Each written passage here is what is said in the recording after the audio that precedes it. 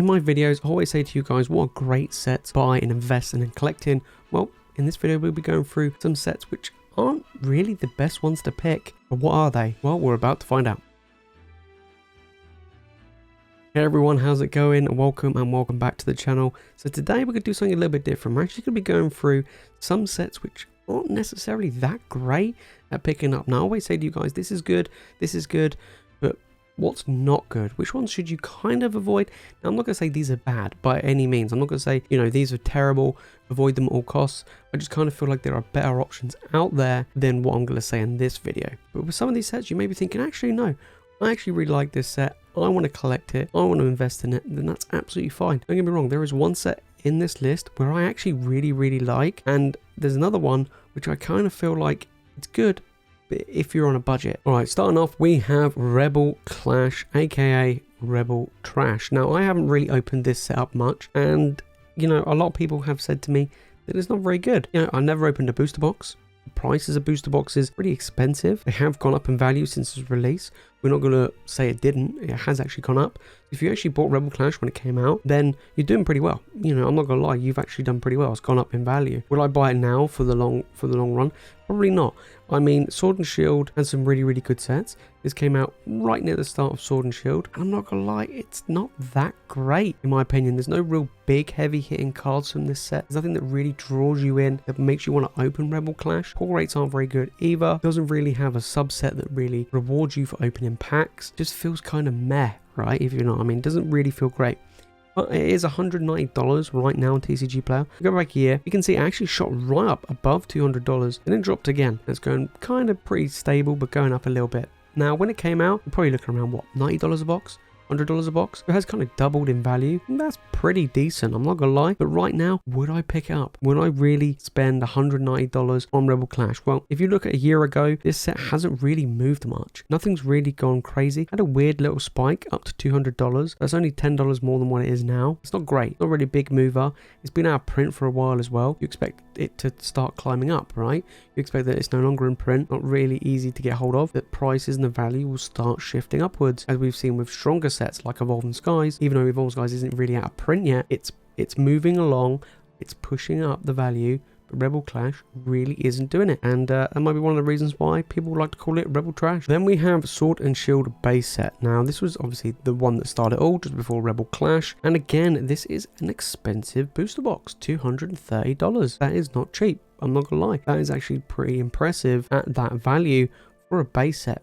But then again, it's just a base set. Most base sets don't really have great iconic cards that draw you in, unless it's the originals, of course. But with Sword and Shield, it doesn't really do it. We saw it the same as Sun and Moon, and that has a massive impact on the overall desire to open and collect this set. And if we look back a year ago at this booster box, it has climbed. We can't deny that it has been climbing, and it's been a steady climber. In my opinion, it's a bit better than Rebel Clash, but again, it's not really doing much. Now, we did have a dip to kind of like the 180 mark, and it did go up to maybe, we're looking around here, 230.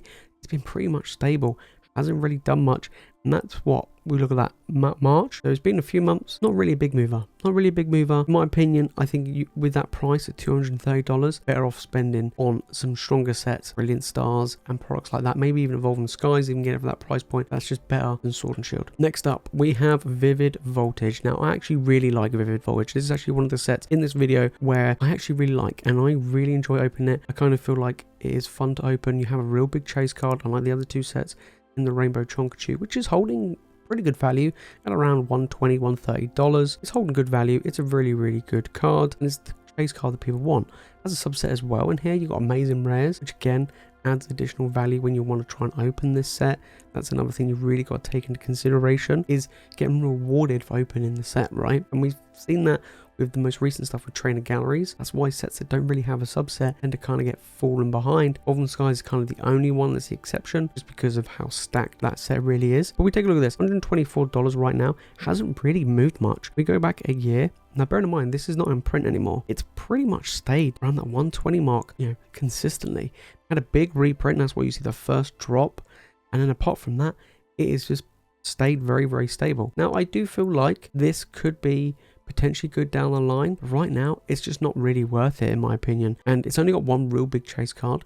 And for the price of the booster box, you might as well just buy the Pikachu itself. So in my opinion, I love the set, I really do, but for long term, it's just not great. Next up, we have a Darkness Ablaze, very similar to Vivid Voltage in the fact is that it's kind of a meh set, similar to Rebel Clash. It's not really great. Base card is a Charizard VMAX. It's a regular VMAX. It's not that tough to pull. It's not actually worth a ton of money either. I think it's like maybe around $40-50. That's it. That's literally it. $130 right now. This is a pretty weak set in my opinion. Now, Charizard will hold its value, obviously, and that will keep this set holding value, but not really increasing the value.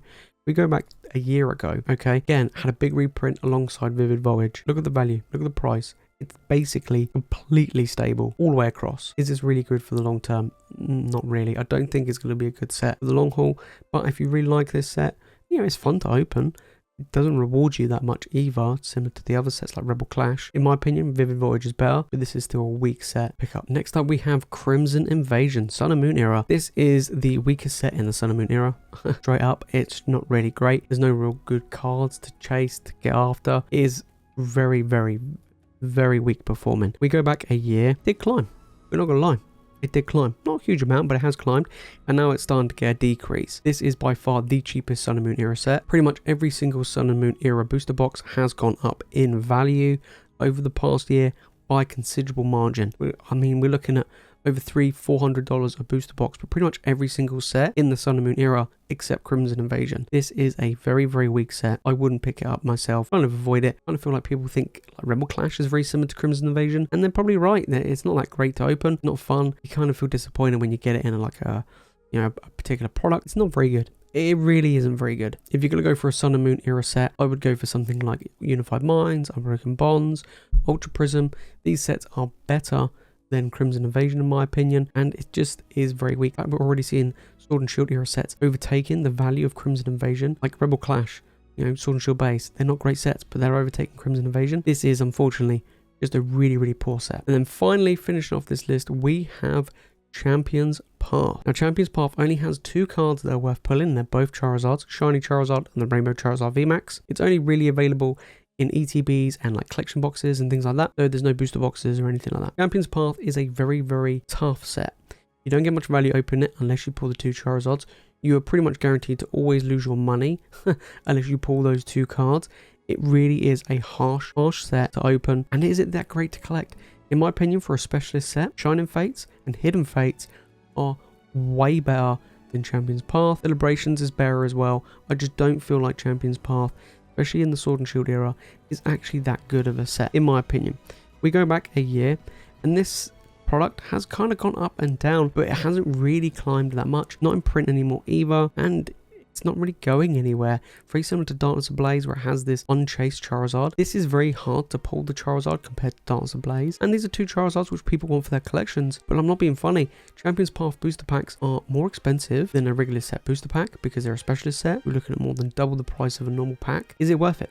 Is it really worth paying that much money to try and get these Charizards? Down the line, I kind of feel like isn't going to be a great one. I would, if I was going for a specialist set, Shining Fates, Hidden Fates, Celebrations are your best bet in my opinion compared to Champion's Path. It just doesn't do it for me. Unfortunately, those two Charizards are amazing, but this set doesn't really quite hit the mark. There you have it, guys. Those are some sets and products which I would probably kind of avoid when picking up and trying to invest long term. They're not really moving anywhere. They're not really doing very well in the market. Now, a lot of you may be thinking, where's Battle Styles in this? Now, I actually rate Battle Styles. It's not really moving anywhere at the moment, and that's fine, but it is very, very cheap to pick up. If you look at Vivid Voltage and Darkness Ablaze, you're looking at 120, 130 a booster box. You know, it's not cheap. Rebel Clash pushing 200, Ultra Shield base over 200. Battle Styles is less than 90. You can't really go wrong in picking up a booster box at $90 or under $90. Now, I say with Rebel Clash, if you pick Rebel Clash up at $90, even though it hasn't really performed massively, it'll basically doubled your money. Battle Styles is still really good. Now, there are better alternatives to Battle Styles, for instance, Chill and Rain, Fusion Strike, but Battle Styles still has some good cards in it. Oh, Tyranitar